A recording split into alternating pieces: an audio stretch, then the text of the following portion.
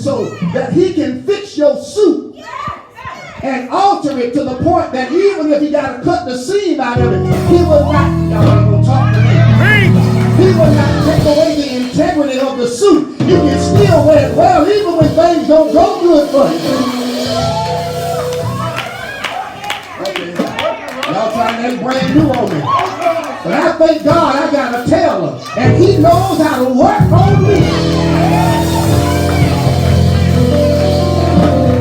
I tell you what, last time I went to my tailor, I told her she's a little Japanese lady. About Sister Gilmore size, short, you know, Japanese are short, like Sister Gilmore, but she's real pretty lady. And you know, like they got all these mirrors around. You know, and she trying to pin me, I'm trying to look at her deep. Look, the Bible says he gave me eyes for observation. Ears, you know what I'm saying? So I'm looking in the mirror. She trying to pin me up. She trying to pin, I'm trying to look. And while she's pinning, I'm looking, and all of a sudden she stuck me. And that was evident that I don't have the kind of tailor here that, see, that's what God will do. When you get out of control and stuff starts going wrong, every now and again he'll stick you. That's why you gotta hold it in the wrong spot. If you don't want to get stuck, you better hold your arm out. You better hold your arm up. That's why God's sticking us now, because some of us in here ain't lifted our hands all day. Yeah. God has been good to you. You just want to lift your hands and tell him, thank you.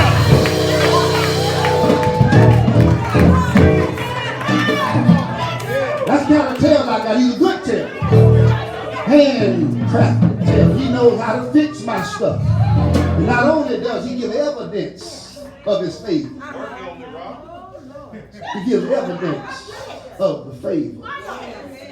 It lets us know because the Bible says not only does he give evidence that he has favor because he has other options, but he also covers his flesh. And he covers his flesh because the Bible says that Joseph was 17 years old, which means that he was immature, and there were some underdeveloped stages that Joseph had to go through at 17.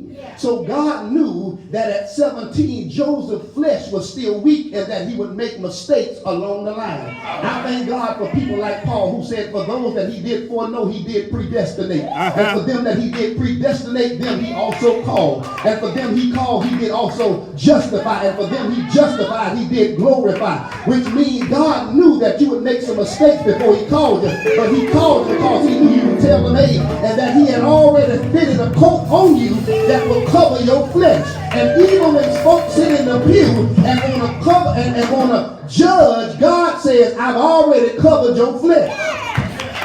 Y'all sitting here pretty today, but the only reason you sit like that is because God has made you look good even when you look bad. And whether you judge me or not, can I tell you what God will do? God will cover you until he changes you. Okay. I tell my members all the time, old rats need cheese too. So don't act like just because you've gotten old that you ain't done, that you've been delivered. Some of us ain't delivered, we just sick. Preach. And liquor don't mix well with some of the pills we take. Some of us just having flashes, and you know what stuff will do. And so you don't want to take that stuff. But don't act like God done delivered you and you ain't never done nothing wrong. So stop judging other folks. When God is with you, he will cover you until he gets to your expected end. I'm out of here, y'all. He covered him. He covered him. I like that he covered his flesh. Because I've had issues, I've had some struggles, I've had some weaknesses, I've had some fickleness in my flesh. But God still made me look good even when I was still bad. But then the Bible says you got to suggest that you got to be careful, because the Bible says they hated him. They hated him. That word in the Hebrew, hate, literally is the word sane, S-A-N-E. And it means jealous intent. with the idea of hurting, which means they are so jealous of you that they want to hurt you over something you didn't buy, but that was given to you. And you don't really know how folk feel about you until God gives you what they don't think you deserve. Folk okay with you until you get the new car. As long as you single, they all right. But when you find the right one, they got a problem. And as long as you jobless, they cool. But the minute God bless you with something better than they got, because that's what hate is, jealous with intent to hurt. So since we know that's what it is, let's just take a minute to really investigate what jealousy is. Because when you look at what jealousy is, that word literally means to be jealous. Jealous is the ill feeling of one person that grieves the blessing that God has given another. Which means every time God bless you, somebody else goes into mourning. Which means every time he gives you something good, somebody else goes into bereavement. And that's the reason whenever you tell somebody how good God has been to you, they get the sad face. Because in their eyes, they ought to have what you have, so they act like somebody just died. And see, that's the reason when folk get cold on you, you got to read your word.